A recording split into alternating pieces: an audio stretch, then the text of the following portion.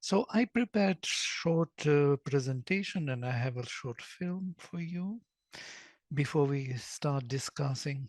So I put this humility, you see, this is the color of humility is green, deep green and all the kinds of green you can see here. So humility, says the mother, is adorable in its simplicity. And this is the grass, you know, this drop grass, which is the symbolic representation in nature of this quality of humility. It doesn't claim any truth or place in beauty, but it is very beautiful if we look closer to it. Yes? It is not as beautiful as rose, mother says, but rose is imposing its beauty. And this one is staying in the shadow, does not show its magnificent creation. And it is very strong and very resilient. So um, if you look at the sign, mother sign, we can see that humility is the second one in the row after sincerity. Uh, there's somebody else is there, so let me take the person in. Dawn is coming. Okay, she will join us here. So if you look, they all belong to Maheshwari, kind of. They're kind of assigned under her influence, and they represent these two major qualities: profound, because sincerity is recognition of one's own truth, whereas humility is um, not giving in for other forces to clog and to block that recognition. So they are both needed. One is more active sincerity, and the other is more perceptive, as it were. But of course, humility has also active part in it. So these two, from pure blue to dark green or blue green, these are the fundamental qualities of the vastness and purity. And we will see all the elements of this quality in this presentation. And I discussed them. I put here sincerity one slide, which was important for us. We didn't cover it in the last time, to just to show you mm, how deeply mother thinks about it. And I mentioned it in a passing, but here is the quotation proper. These last few days, I had an opportunity to work on the proportion between the expression and the fact. There is always misalignment, yeah, between the two. Let me explain. First, you have the experience, then comes the expression of that experience, and the proportion between the divine simplicity, which is sincerity, of the experience and the realizing power of the expression is what gives the measure of perfect sincerity. So we should not put more power or less power of expression onto what is happening within us. It has to be perfectly measured with what we are in that moment of time. And that defines the sincerity. The ratio between the two must be perfectly true. I saw it, I saw in that almost a key to assess sincerity. So if we speak about this, how we could really define it, that would be the measurement, the way how we define. You don't have to be totally true to your divine self, yes? You can be where you are in that moment of time and be sincere to that moment of time of yourself. If you express it with a corresponding power of expression. Do not exaggerate your state, or do not belittle it, or do not twist it, or put it into some context where you want to get some results out of the situation. And that is insincerity. And somewhere even Mother says, try to be sincere even for 5 minutes and you will see how difficult it is. Because we are constantly manipulating with our state, with our knowledge, to get some better position within given context. Yeah? In our mind, in our word, in our relations, it's constantly happening, even without us even knowing, constantly adjusting it for some benefit for ourselves. So, humility, the true humility consists in knowing that the supreme consciousness, the supreme will alone exists. And that is the I is not, this is I. And that the I is not I as a separate entity which manipulates with information and everything is actually not totally true. So recognizing it is that humility. I am not in charge of myself, of my thoughts, of my. So all that, what I think I am in charge, as I started today presentation, that humility is the most unwanted quality of in the Western culture, especially. You have to own it, to go for it, to show it, to assess, to always self-assertion is the quality which gives you the place in the context, but not this type. So to be humble means for the mind, the vital, and the body never to forget that without the divine they know nothing, are nothing, and can do nothing. Without the divine, they are nothing but ignorance, chaos, and impotence. The divine alone is truth, life, power, love, and felicity. These are, of course, statements for people who seek spiritual fulfillment in their life. It's not for all when the mother speaks of the divine. But for some people, they can substitute this word with another word, yeah, like perfection, truth, and so on. All of these love. So, what is interesting, how Mother defines humility. Um, and from there, we will start looking into it more precisely. Humility is that state of consciousness in which, whatever the realization, you know the infinite is still in front of you.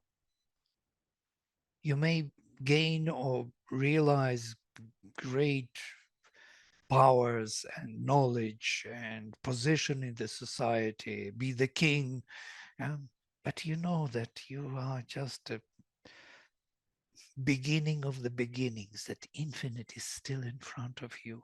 The rare quality of selfless admiration about which I have spoken to you is but another aspect of true humility. Notice selfless admiration of the creation, of the divine here, yes, is another aspect of true humility.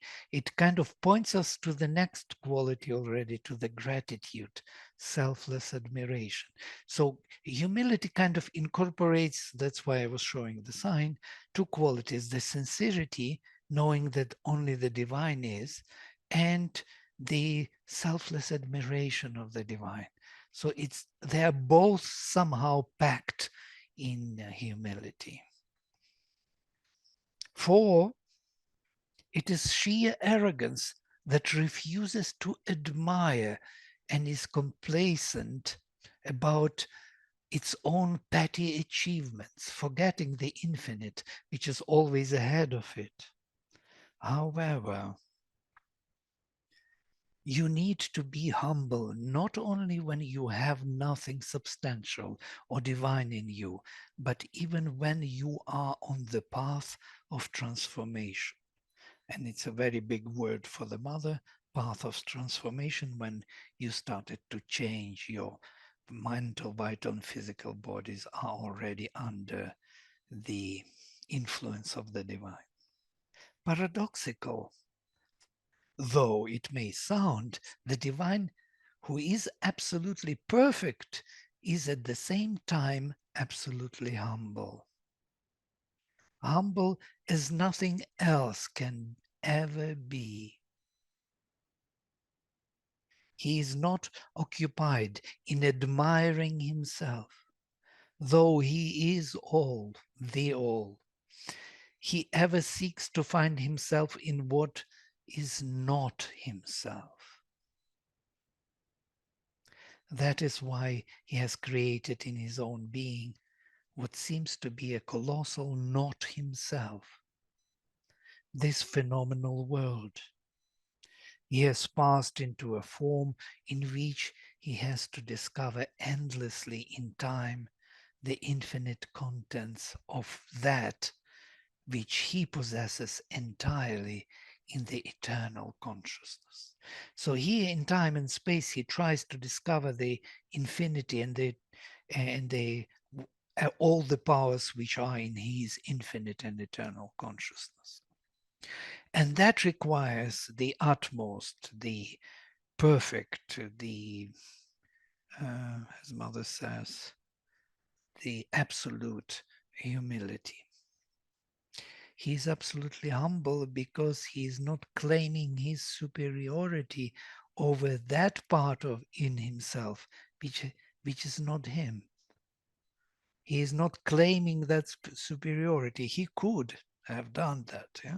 He is much superior to everything which he has created, and still he behaves as if there is no difference between them. And this is the quality of humility, to see in everything the divine presence or the divine potential, rather, potentiality of the divine creation. I find this statement profound because humble, he, the divine, is humble as nothing else can ever be. So humility in this statement is something we will never achieve, really.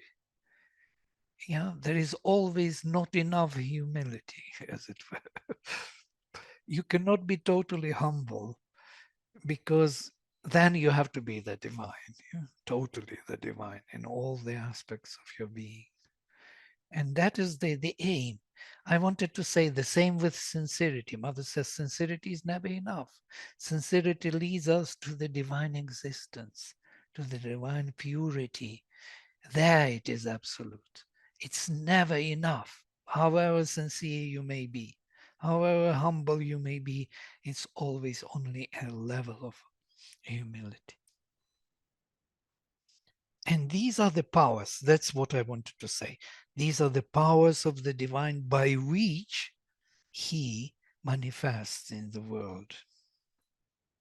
Because we cannot exhaust them. They are driving the whole world in this way.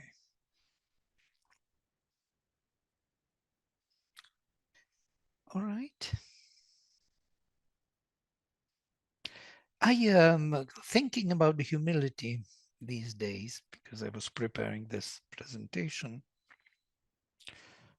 I noticed this shift from sincerity to gratitude, and both are present in humility.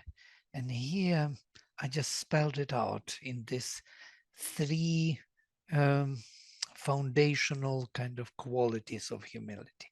One is knowing, other is doing, or actively manifesting, and the other is applying that action into the world. So, in knowing that the divine alone is constantly relying on the divine, is a perceptive part of humility. So, if we can imagine that we have to perceive it or to be receptive of it, or how to say, passively, consciously passive of the divine, that would be humility. So we give ourselves to the divine. In rejecting egoistic demands and cravings of a lower nature and stepping back from the preferences, constantly emptying oneself for a new knowledge and experience. This is also an important part which I want to come back. Acknowledging and ever seeking what one knows not is an active part of humility. So it has an active part. We have to act to be humble within ourselves constantly, rejecting arrogance, rejecting self-assertion, rejecting emptying oneself from one's own knowledge already, from one's own achievements, removing them, coming again to 0 point where we know nothing in order to know again. And that is the activity of humility. Thus, the egoistic movements cannot occupy the inner space of our being, keeping it pure and open to the divine fulfillment, which creates the supreme protection. This is interesting that protection is the result of humility. The divine protects us because we give ourselves to him. Yeah? So there is this avatumam, Avatuvaktaram mantra, Avatuvaktaram. Protect me, protect the speaker, protect the speaker. And if we analyze this root Avatu, we will see that it is actually fulfill me, fill me from within. Yeah? And by filling me from within, actually protect me. So to be filled from within, we need to empty ourselves. We need to prepare to vacate the space. Yeah? To for the divine to occupy it. And also there is one particular thing which I am very fond of thinking is that we have to seek that which we don't know. Acknowledgement and even seeking after that one knows not. So because if we are seeking only what we know, we will be always in this full cup um, situation. We will never be able to receive from the infinity new and fresh input. Yes? To receive new and fresh input, we have to deny ourselves constantly. We have to empty the space and open it to this moment in time, to the divine. And then we truly know. Yeah? And knowledge comes and goes. It doesn't stay. It is not something you can acquire and hold on to. Knowledge is a state of consciousness. And for that, we need this perfect humility. And then the third, in applying this constant and conscious vigilance, Mother speaks about this active vigilance, lies the power of absolute plasticity and adaptability to any given situation, the power of ease and joy of belonging to the divine. And this will culminate in gratitude in the next quality. And the ability to face any attack of the hostile forces and let them through without any harm done. We become like transparent, as it were. They cannot notice us anymore. We are not solidified. We are not self-considered. There is nothing to hate upon because the hostile forces were meant, they were created for the purpose to hit out of us all the darkness, all this stubbornness, all things which should not endure. So can you imagine you remove them yourself? So there is nothing to hit. There will be no hit. And that is the secret of protection by the divine. They cannot hit the divine. They can hit only our egos, our demands, desires, preferences, dogmas. They can hit, but not this absolute acceptance of the divine.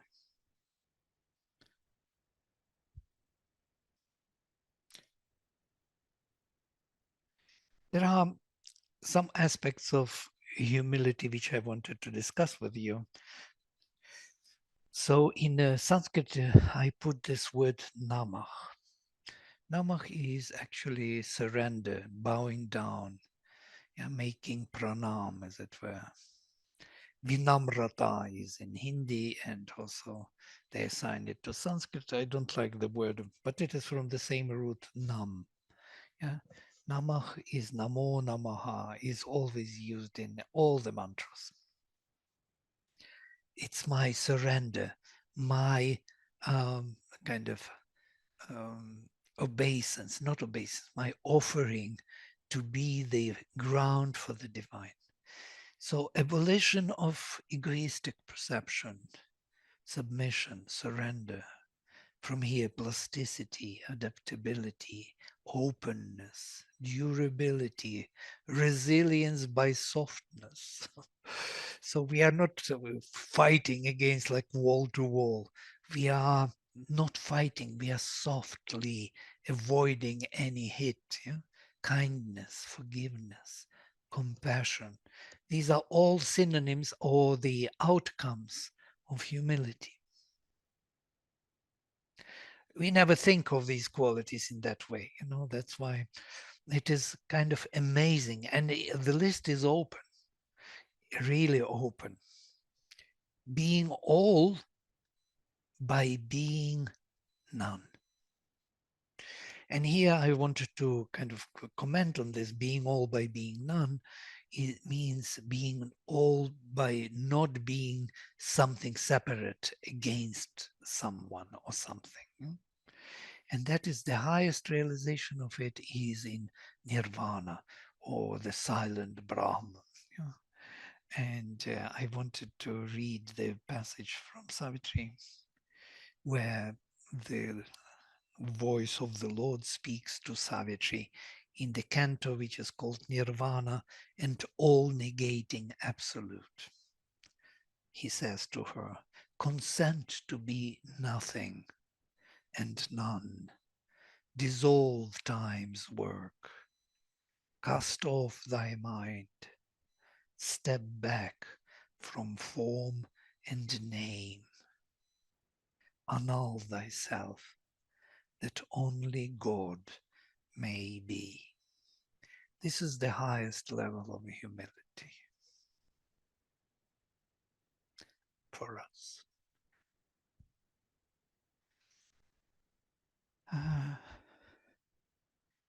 I wanted to speak also about false humility, which is a very common thing. I just listed few here. You can open the list. You can add many more. False acknowledgement, praising others, white lies, belittling oneself, showing off and playing humble, timid. And behind it, always arrogance, egoism, selfishness. These are anti-humility movements. Arrogance, egoism, selfishness, righteousness, narcissism, dogmatism, self-assertion, self-promotion, self-praise, disrespect and humiliation of others, etc. So these are anti-qualities, or qualities which kind of highlight the humility, what humility is. So here I would like to stop. I have several stories and film for you